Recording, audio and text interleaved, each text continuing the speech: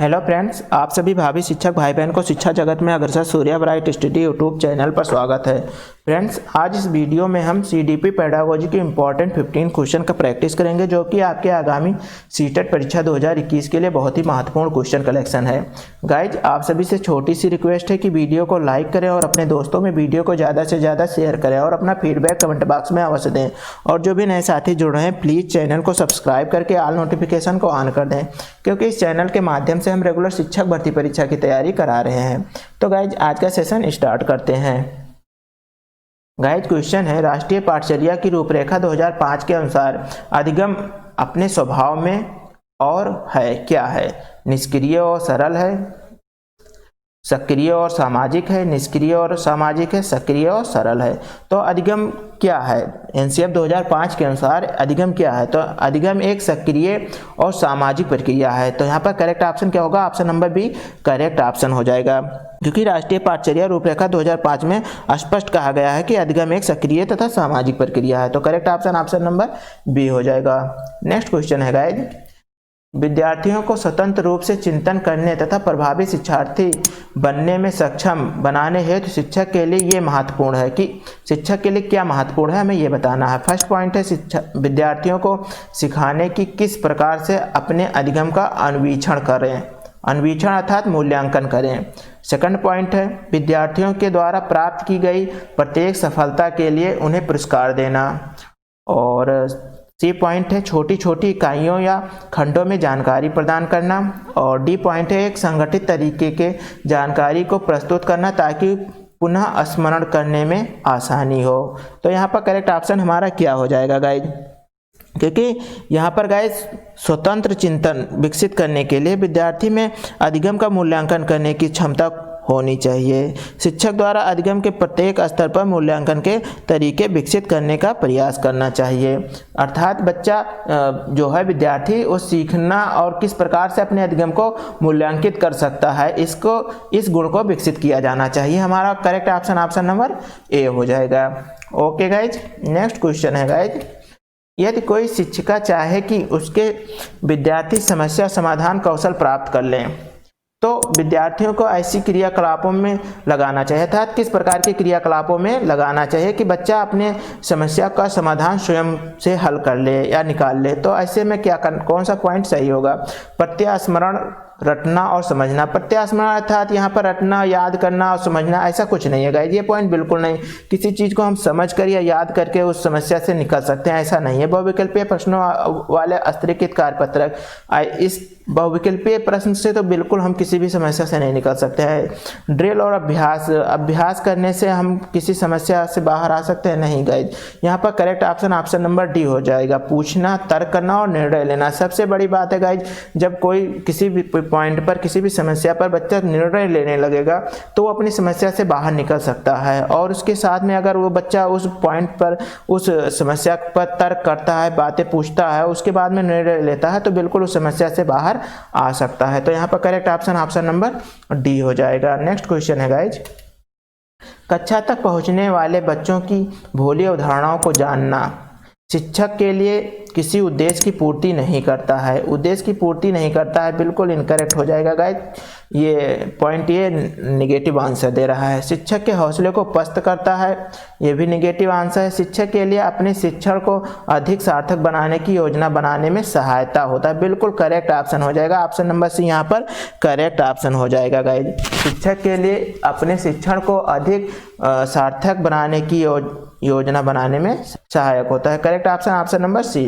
Next question है guys, निम्नलिखित में से कौन सा तत्व अधिगम को प्रभावित करते हैं? अधिगम को प्रभावित करने वाले कौन से तत्व हैं, हमें ये बताना है गाइज।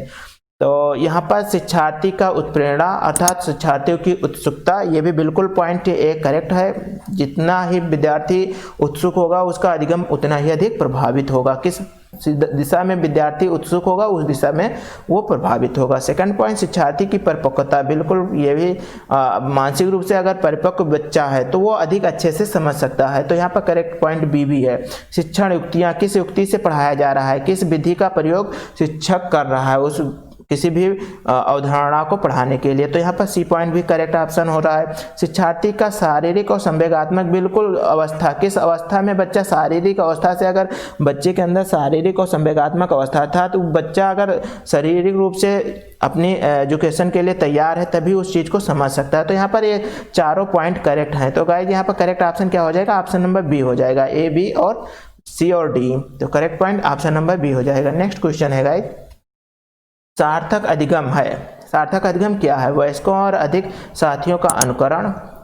और बी पॉइंट है उद्दीपक तथा उत्तर के बीच युग्मन तथा सहचर्य। और सी पॉइंट है दी गई सूचना का निष्क्रिय ग्रहण। और डी पॉइंट है निजी अनुभवों से ज्ञान की संरचनाओं का सक्रिय निर्माण। तो यहाँ पर करेक्ट ऑप्शन क्या हो जाएगा गाइज? क्योंकि यहाँ पर गाइज ऑप्शन नंबर डी, निजी अनुभवों द्वारा ज्ञान की संरचनात्मक निर्माण सार्थक अधिगम कहलाता है। बिल्कुल correct option option number D हो जाएगा। नेक्स्ट क्वेश्चन है, विद्यार्थियों के प्रभावशाली अधिगम के लिए निम्नलिखित में से कौन सा शिक्षण शिक्षक के प्रारंभिक कार्यों में से एक नहीं है? हमें बताना है गाइज, यहाँ पर नहीं पॉइंट को याद रखना है। फर्स्ट पॉइंट है विद्यार्थियों की उन धारणाओं को जानना जिन्हें लेकर वे कक्षा में आते हैं। विद्यार्थियों को उपदेशात्मक विधि से सूचना प्रदान करना। विद्यार्थियों से उच्चतर स्तर के प्रश्नों के उत्तर की अपेक्षा करना। और बच्चों को ये सिखाना कि वे अपने अधिगम प्रयासों को कैसे देख और सुधार कर सकते हैं। तो यहाँ पर करेक्ट ऑप्शन क्या हो जाएगा गाइज? क्योंकि गाइज यहाँ पर विद्यार्थियों को प्रभावशाली अधिगम के लिए निम्नलिखित में से कौन सा शिक्षण शिक्षक के प्रारंभिक कार्यों में से एक नहीं है? हमें क्या शिक्षक के कार्य में से एक नहीं है? तो क्योंकि यहाँ पर विद्यार्थी को उन धारणाओं को जानना जिन्हें वो लेकर कक्षा में आते हैं, तो बिल्कुल ये पॉइंट होना चाहिए। ये शिक्षक के अंदर ये पॉइंट, ये उद्देश्य होना चाहिए। सेकंड, विद्यार्थियों को उपदेशात्मक विधि से सूचना प्रदान करना। यहाँ पर आदेश देना, उपदेशात्मक विधि अर्थात आदेश देना, तो ये पॉइंट नहीं होना चाहिए क्योंकि यहाँ पर नहीं कहा गया है। तो जो नहीं कहा गया है इसीलिए बी पॉइंट हमारा करेक्ट ऑप्शन हो जाएगा और ये इनकरेक्ट हो जाएगा। और शिक्षार्थियों को उच्चतर स्तर के प्रश्नों की अपेक्षा, बिल्कुल बच्चा उच्च स्तर के प्रश्न पूछ सकता है हम, और उसको हम उच्च स्तर के प्रश्न बता भी सकते हैं, ऐसी अपेक्षा किया जा सकता है। और बच्चों को ये सिखाना कि वे अपने अधिगम प्रयासों को कैसे सुधार सकते हैं, बिल्कुल करेक्ट पॉइंट है। तो ये सभी करेक्ट पॉइंट करेक्ट हो जाएंगे और बी पॉइंट हमारा करेक्ट हो जाएगा। उनको हम किसी भी चीज़ का आदेश या उपदेश नहीं दे सकते हैं। उपदेशात्मक अर्थात किसी भी क्रिया को कराने के लिए आदेश देना, ये ऐसा संभव नहीं है गाइज, ये एनसीएफ के खिलाफ हो जाएगा। तो correct option option number B हो जाएगा। नेक्स्ट क्वेश्चन है गाइज, विकास के सिद्धांतों के बारे में निम्नलिखित में से कौन सा कथन गलत है? फर्स्ट पॉइंट है विकास वंशानुगत और वातावरण के बीच सतत अन्योन्यक्रिया से होता है। और विकास परिपक्वन और अधिगम पर आधारित होता है। प्रत्येक बच्चा विकास के चरणों से गुजरता है, फिर भी बच्चों में भौतिक भिन्नताएं बहुत होती है। और विकास एक परिमाणात्मक प्रक्रिया है जिसका ठीक मापन हो सकता है। तो यहाँ पर विकास के लिए कौन सा कथन गलत है गाइज, अर्थात कौन सा विकास के लिए संभव गलत कथन है, ये हमें बताना। तो विकास वंशानुगत और वातावरण के बीच सतत अन्योन्य की प्रक्रिया है, तो ये बिल्कुल पॉइंट है। विकास परिपक्वन और अधिगम पर आधारित होता है, बिल्कुल। और प्रत्येक बच्चा विकास के चरणों से, प्रत्येक बच्चा का प्रत्येक व्यक्ति विकास के चरणों से, प्रत्येक जीव विकास के चरणों से गुजरते हैं, तो ये भी पॉइंट हमारा सही है। क्योंकि विकास एक परिमाणात्मक प्रक्रिया है जिसका ठीक मापन हो सकता है। यहाँ पर हमारा correct option option number D होगा, क्योंकि यहाँ पर गलत कथन की बात किया गया था गाइज, और गलत कथन के लिए ऑप्शन नंबर डी सही हो जाएगा। क्योंकि विकास एक गुणात्मक प्रक्रिया है, जबकि यहाँ पर विकास को क्या बताया है कि परिमाणात्मक प्रक्रिया है, इसीलिए यह गलत हो रहा है। और विकास एक गुणात्मक प्रक्रिया है जिसका ठीक मापन संभव नहीं है, जबकि वृद्धि एक परिमाणात्मक प्रक्रिया है। परिमाणात्मक प्रक्रिया क्या है? वृद्धि है, जिसे हम माप सकते हैं। तो यहाँ पर correct option option number D हो जाएगा। ओके गाइज, ए, बी और सी तीनों कट जाएंगे। नेक्स्ट क्वेश्चन है गाइज, डैश तथा डैश की विशिष्ट अन्योन्य क्रिया का परिणाम विकास के विविध मार्गों और निष्कर्षों के रूप में होता है, अर्थात वंशानुक्रम और पर्यावरण का, चुनौतियों या सीमाएं का, स्थिरता और परिवर्तन का, खोज और पोषण का। तो यहाँ पर गाइज क्योंकि किसके अन्योन्य क्रिया के द्वारा विकास के मार्ग का निष्कर्ष होता है, तो यहाँ पर वंशानुक्रम और वातावरण अर्थात पर्यावरण की विशिष्ट अन्योन्य क्रिया के द्वारा परिणाम विकास की विविध मार्गों और निष्कर्षों के रूप में होता है। तो correct option option number A हो जाएगा।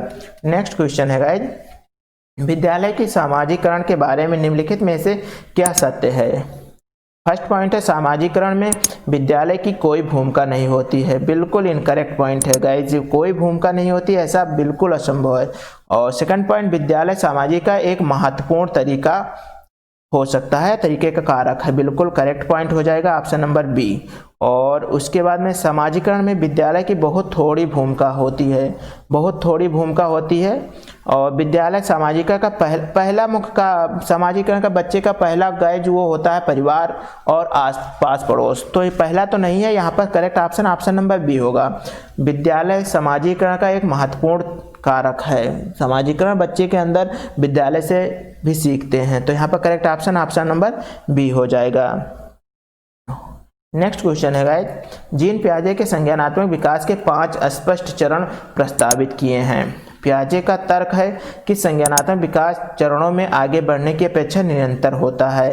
सेकंड पॉइंट, बच्चों में सांस्कृतिक आधार के अनुसार इन चरणों को आगे बढ़ने की अपेक्षा निरंतर होता है। सी पॉइंट है, किसी चरण को छोड़ा नहीं जा सकता है क्योंकि ये चरण स्थिर हैं। और डी है, बच्चों के सांस्कृतिक आधार के अनुसार इन चरणों का क्रम बदला जा सकता है। तो यहाँ पर करेक्ट ऑप्शन हमारा क्या होगा, यहाँ पर क्योंकि गाइस बच्चों में सांस्कृतिक आधार के अनुसार इन चरणों को आगे बढ़ने की अपेक्षा निरंतर होता है।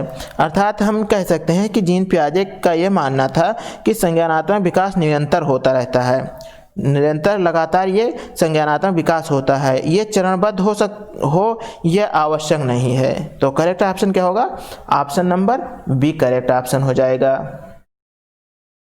नेक्स्ट क्वेश्चन है गाइज, जीन पियाजे के द्वारा प्रस्तुत संरक्षण के प्रत्यय से तात्पर्य है। अच्छा, संरक्षण के प्रत्यय से क्या तात्पर्य हमें यह बताना है।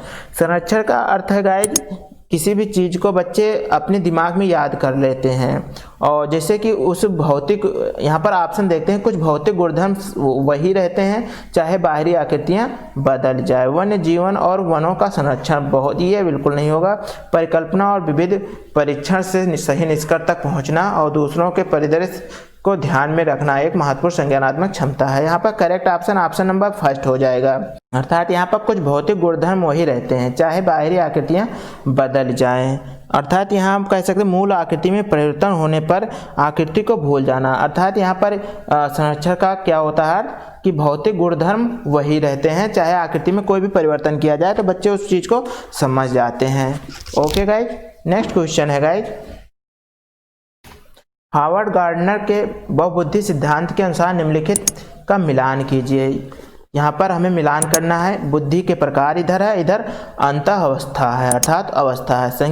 संगीतात्मक बुद्धि ये किसके अंदर पाया जाता है गाइज, तो संगीतात्मक बुद्धि ये यहाँ पर ऑप्शन वायलिन वादक, ऑप्शन नंबर 5 पर चला जाएगा। वायलिन वादक अर्थात जो वायलिन वादक होते हैं उनके अंदर कौन सी बुद्धि होती है, तो संगीतात्मक बुद्धि होती है। भौतिक बुद्धि एक कवि के अंदर होता है जो भौतिक चीज़ों को अपने मानसिक रूप से प्रदर्शित करते हैं। अंतर्वैयक्तिक बुद्धि ये खिलाड़ियों के अंदर होता है। अंतर्वैयक्तिक बुद्धि किसके अंदर, तो खिलाड़ियों के अंदर। स्थानिक बुद्धि मूर्तिकार के अंदर होता है। तो यहाँ पर करेक्ट पॉइंट इन्हीं को बनते हैं गाइज, इसको इम्पॉर्टेंट क्वेश्चन है, याद रखिएगा। नेक्स्ट क्वेश्चन देखते हैं, लेव वाइगोत्स्की के अनुसार भाषिक विकास मानव चिंतन के स्वभाव को बदल देता है। वयस्कों और साथियों से अन्योन्य क्रिया करने का भाषा के विकास में कोई प्रभाव नहीं पड़ता है। भाषिक विकास में सांस्कृतिक की भूमिका बहुत कम होती है, संस्कृति की भूमिका बहुत कम होती है। बच्चे भाषा अर्जन की एक युक्ति से कोई भाषा सीखते हैं। तो यहाँ पर करेक्ट ऑप्शन क्या होगा गाइज, क्योंकि गाइज लेव वाइगोत्स्की के सिद्धांत में उन्होंने बताया कि बालक में हर प्रकार से उसके समाज का विशेष योगदान होता है तथा भाषिक विकास मानव चिंतन के स्वभाव को बदल देता है। तो यहाँ पर करेक्ट ऑप्शन क्या होगा, भाषिक विकास मानव चिंतन के स्वभाव को बदल देता है। Option number A correct option हो जाएगा।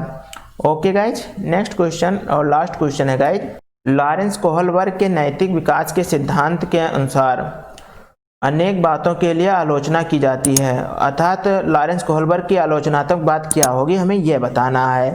फर्स्ट पॉइंट, अपनी सैद्धांतिक रूपरेखा पर पहुंचने के लिए कोहलबर्ग ने पियाजे के सिद्धांत को दोहराया है। सेकंड पॉइंट, कोहलबर्ग ने नैतिक तर्क के प्रत्येक सोपान के लिए विशेष उत्तर दिया है। और थर्ड पॉइंट, कोहलबर्ग नैतिक तर्क के प्रत्येक सोपान के लिए विशेष उत्तर नहीं दिया है। और डी ऑप्शन क्या कह रहा है, कोहलबर्ग ने अपने अध्ययन को मूलतः पुरुषों में नमूने पर आधारित है, अर्थात यहाँ पर स्त्रियों का कोई भी प्रभाव नहीं रहा है। तो यहाँ पर बिल्कुल लॉरेंस कोहलबर्ग का जो सिद्धांत है ये पुरुषों पर आधारित है। तो करेक्ट ऑप्शन, क्योंकि ये स्त्रियों पर आधारित नहीं है तो इस चीज़ का आलोचना बहुत अधिक हुई है। तो ऑप्शन नंबर डी यहाँ पर करेक्ट ऑप्शन हो जाएगा। ओके गाइज, वीडियो सेशन कैसा लगा है प्लीज़ कमेंट करके अपना फीडबैक दीजिए और वीडियो को लाइक और अपने दोस्तों में ज़्यादा से ज़्यादा शेयर करें। Okay, thank you very much.